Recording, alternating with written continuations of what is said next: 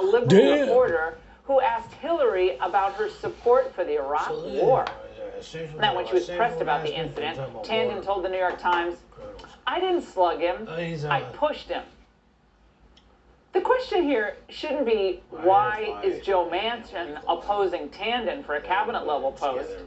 The question should be, why the hell did Joe Biden ever pick a left-wing hatchet woman in that position in the first place?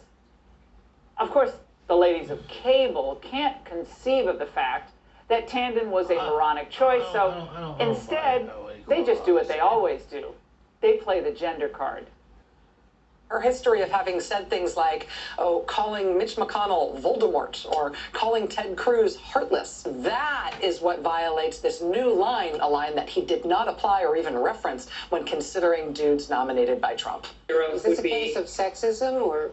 This person is guilty of seems like a double standard. All of this has led noted conservative Bill Kristol to say of Tandon, quote, "I feel like there's a little bit of sexism going on here." It is a So weak. capitalism of evil. Why go there? Capitalism of evil. Why not just defend the nomination on substantive grounds? To capitalism. I can tell you why.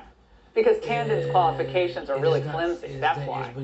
Raising money for left-wing causes and attacking Republicans on the internet hardly qualifies you to run the Office of Management and Budget. But if the sexism line isn't selling, well, you can count on the Democrats to revert to their old standby. Racism, as in anyone who criticizes any of the president's nominations is a racist.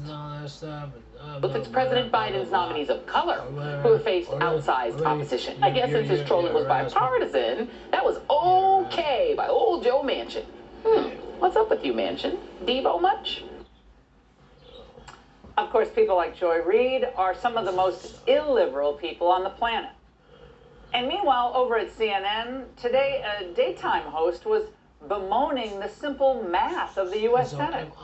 It's unfortunate that he comes from a state which is not particularly representative of most of the country. It's a largely rural state and a mineral-producing state, and so much of the GDP of the country comes elsewhere from elsewhere. But it is what it is. You know what else is what it is?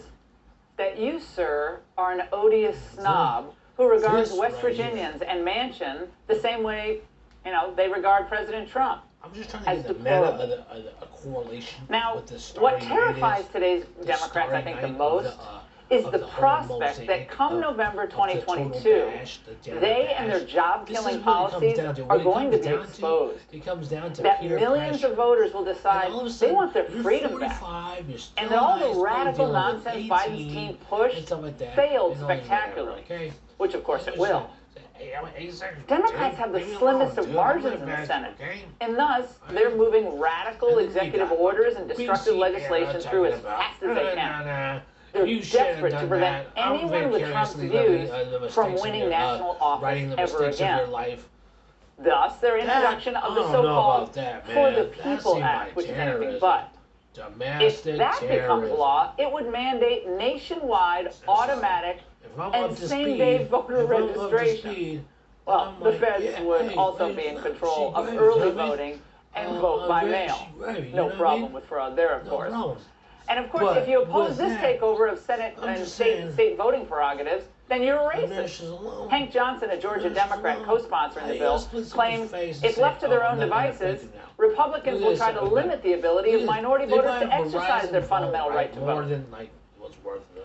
Democrats know that Trump made gains with minority voters, and I'm telling you, they plan to block this going forward, blunt it going forward, by starting commissions to claim that Republicans are white supremacists hiding in sleeper cells all across America. They're just waiting, by the way, to be activated. It's also transparent, it's predictable, and it's totally dishonest. And in so many other areas, as in so many other areas, Democrats are making huge mistakes by vilifying people like Manchin while elevating hardcore radicals like Tandon. Biden's going to find out the hard way that voters, they didn't give him a mandate to remake America. His only mandate was maybe to deal with COVID and reopen America. whatever. And we know Dr. So just Fauci do isn't about to something with let the that reality happen of it. anytime soon. More and her. Hispanic and African American voters, like so many Americans, are tiring of Sexually these harassing nonsensical to lockdowns. listen We've been to, warning you about these since Lorraine, last wait a April. minute. I'm like, And they're really worried, especially when I'm it doing comes to the service schools and the at this kids. point. So And I'm getting Republicans will be doubled there down and every cheated step of the twice. way to remind those Cheated voters twice to get the dusted. party that kept them Totally locked down dusted. and which party wanted them to be free. So, you know, there's no So I have to accountability ask, whatsoever. why does Joe It's Manchin still like, even want to put look up at with him. this nonsense Look at him. anymore? Look at him. The party of radicals Oh my and God. reparations, Oh my that God. left him a long Oh my time God. ago. And Democrat leaders like, patronize downstairs, and humor and Manchin they'd be like, when they oh, need man, I his drink vote. toilet water and But stuff, at feel this sorry point, for it's me just and shit. obvious that they simply hate him. And they hate his constituents as well. And they're Imagine playing these continuing, games for instance, on their being a Verizons member are in like, a it's club ultra that fast. detests you They're not and the even people listening to what I'm closest to you. talking about right now. Right? I can't They're either. on like this computer sim And that's the game, end. right? Joining me now is award-winning independent journalist Glenn Greenwald. Glenn, it's great to see you tonight. I don't know what's more insulting about Neera Tanden's confirmation trouble, that it's being blamed on her tweets or her sexism.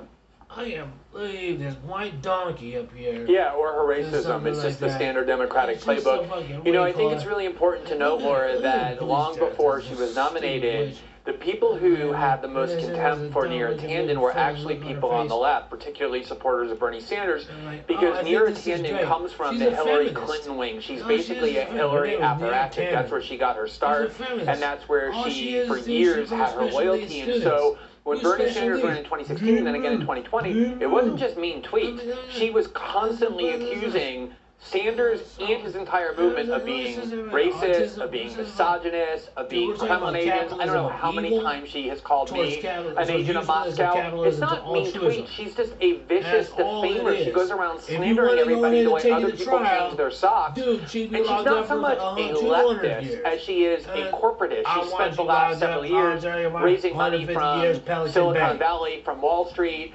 from the United Arab Emirates, one of the most repressive regimes on the planet, for her think tank and then censoring her employees who wrote against them. She's really like the worst embodiment of Washington's sleaze, which is why she's earned so much enmity on the left and the right.